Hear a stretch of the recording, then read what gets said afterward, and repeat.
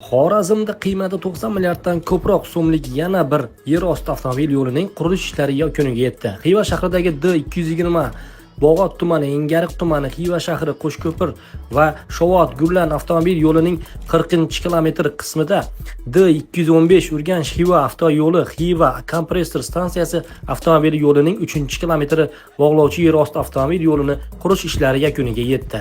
Buyurtmachi tashkilot umumiy foydalanishdagi avtomobil yo'llarini qurish va rekonstruksiya qilish direksiyasi DUK bo'lib, yo'l loyihasi byurosi MSJ loyihasi asosida pudratchi tashkilot O'z yo'l ko'prik klasteri DM Xorazm filiali umumiy uzunligi 480 metr, eni 18 metr, qiymati 90 milliarddan ortiq so'mni tashkil etadigan obyektni qurish ishlari yanvar oyida boshlangan edi.